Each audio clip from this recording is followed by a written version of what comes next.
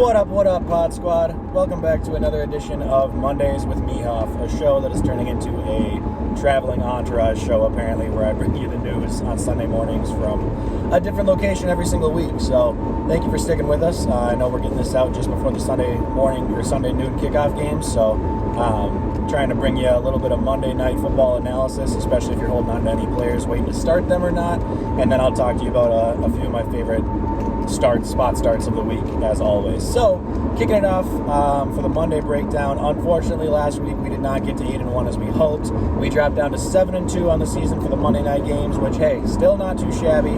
I don't think a lot of people saw the Browns smoking the Bengals like they ended up doing 30-plus points to about 14. So, unfortunate, but you know what? What can you do? We're going to move on to this week. We've got another interesting matchup, albeit probably more of a defensive battle and a low-scoring affair. We've got the Baltimore Ravens traveling into New Orleans to take on the Saints. So, Ravens currently first in the AFC North, and the Saints are surprisingly just one game out of the NFC South, despite being at 3-5 with that dumpster fire of a division going on right now. So, could be a game that the Saints need to bounce back and possibly keep their season alive.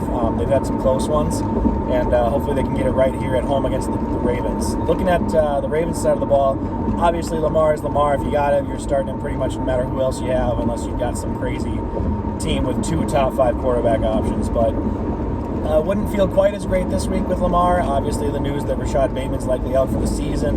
Mark Andrews has been banged up all week and not even practiced, so he's doubtful. Even if he plays, I expect it to be at a limited capacity. We know J.K. Dobbins is out. Gus Edwards is now out for this game, so the Ravens are just hurting on offense. A lot of Lamar's options are pretty much gone. So I think he's going to have to do a lot of it himself. Don't be surprised if he does a little bit more running and scrambling this week. I wouldn't feel great about him putting up huge passing numbers, and I don't think that they're going to have to score a ton in this game. So maybe temper your expectations a little bit, but he's still a mid-QB1 to me. On the running game, I don't think that I really want any part of any running backs they have to offer. With Gus Edwards out, I mean, Kenyon Drake will likely get the majority of the carries, but I don't think you can trust him as even a flex, so I would not hold on to him if you have any other options waiting until Monday night. Wide receivers, I think pretty much the only one you can possibly look at is Devin Duvernay. I mean, he's good for a deep bomb here and there. He got a handful of targets last week and looked pretty good with Bateman out. I think if you're desperate and have to play him, feel okay with him as like a wide receiver 3, but nothing probably higher than that. And then with tight end news, obviously if you have Mark Andrews, it's kind of a tough situation. If you have him, you probably have to look for a different option because you can't get stuck on Monday night waiting to see if he plays or not. The only exception would be if you can pick up Isaiah Likely if he's still not rostered. If you're the Andrews owner, I think then you feel okay with just starting, whoever actually does play. Otherwise, I would pivot to a different option. And you know what? If Andrews plays and you ended up starting some other mid-tier tight end option, what can you do? But it's better than getting locked in with a 0. So that being said, I was one of the people that went for Isaiah Likely at waivers earlier this week, and I think he could be a sneaky play, even if Mark Andrews does start. Likely had, I think, 6 targets or 6 catches last week and did pretty well with them. It's looking like, I think, some 44% of Baltimore's passing targets are going to the tight end position, so I think especially if Andrews doesn't play, but even if he does, Likely could have a really, really nice game here. He could be easily the number 2 option, if not number 1, depending on how targets kind of shake out. So don't be surprised if he's a low tight end 1 this week. I think barring any of the top, 5-6 options or so that you have, I would have no problem starting Likely over the next tier of guys, so to speak. So kind of like the Hayden Hurst, the Tyler Higbees, even the Evan Ingrams, who I like this week. I think I would feel fine with Isaiah Likely as my tight end 1 and seeing what happens with the rookie. On the other side of the ball, with the Saints, Andy Dalton is expected to start again this week.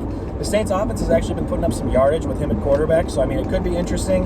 You're not starting him if you have him, but Alvin Kamara finally had his breakout party last week, so I think he's going to be a solid running back 1 this week, especially in the receiving game. And the receiving options, we have Michael Thomas out again, shocker, likely for the season. So Chris Olave, you fire him up again, I think, as a mid-wide receiver 2 with upside. The rookie's been looking great so far, and he's really the only option. So beyond that, I don't think you're starting a whole lot of other people.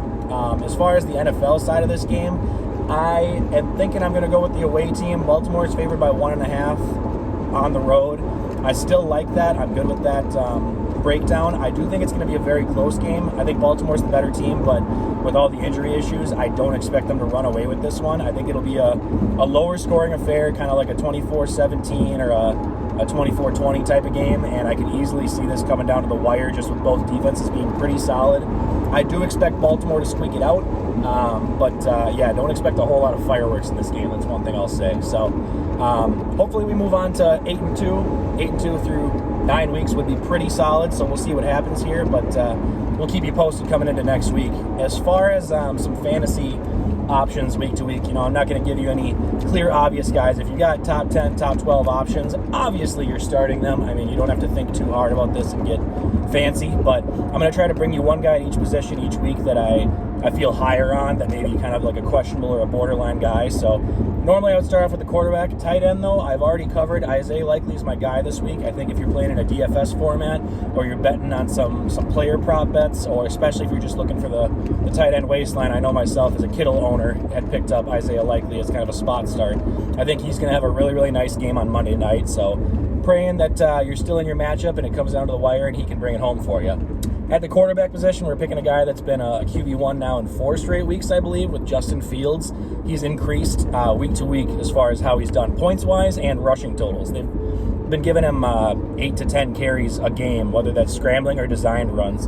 Tyler and I talked about that a bit on the last pod episode, but I think you can feel really good starting Justin Fields, which is not something anybody would have said at the start of the season. So Justin Fields for me is a low-end quarterback 1 going against this Miami defense that is vulnerable to some big plays and especially rushing quarterbacks. So I would feel very, very solid starting him.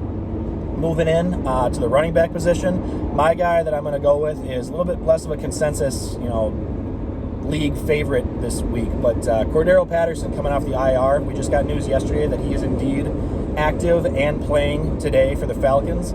I believe he's going up against the Chargers, who have historically been known as a pretty good defense, but they're very, very bad against running backs. They're giving up one of the highest league averages as far as yards per carry to running backs, and Cordero Patterson, coming off of an injury, you're always worried, but they've held him out long enough where he says that he's close to 100%.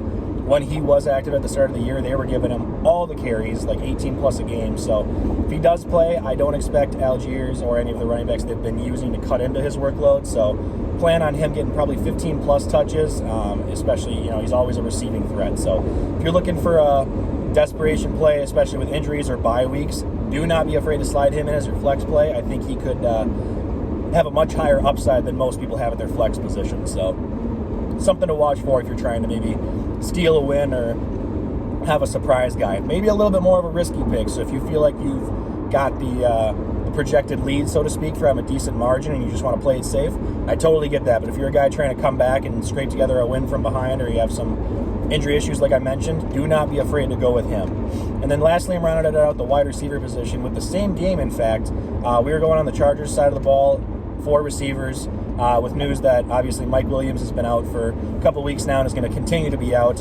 And now Keenan Allen, again, plays the game every single week where he doesn't tell you until Thursday or Friday and then finds out that he's going to be out for the week. I'm not at all upset as a Keenan Allen manager myself. But with both of those guys out, I am very, very high on Josh Palmer this week, who got rid of his injury designation tag. He is playing when he has played. He's done pretty well, even as the wide receiver 3 in that offense. And at this point, he's the wide receiver 1. Justin Herbert's got to get the ball to somebody. Josh Palmer is by far the best option here, even over Carter, who is playing on the other side of the ball, or the other side of the field with him. So I like Josh Palmer. Maybe not to go crazy and put up 100-plus yards or a couple touchdowns like we've seen from Mike Williams and Keenan Allen in the past, but I like him to get like 8-plus targets. So I think if you're in a PPR league, or if you're just looking for a safe guy that you can slide in there as your wide receiver 3 or, again, flex, I think he's a guy that you could have gotten for very, very cheap on the waivers in the last couple of weeks, and might be one of your better options, even if you've got some guys that are kind of hovering in that like 24 to 28 wide receiver spot. So those are my picks for the week. We'll see how we do, and we'll cover them next week as always. Make sure to check out our recent episode if you haven't, especially with our favorite candies draft. That was a little bit of a heated debate on that one, especially with a lot of divisive opinions on people weighing in after the fact. So go check us out there.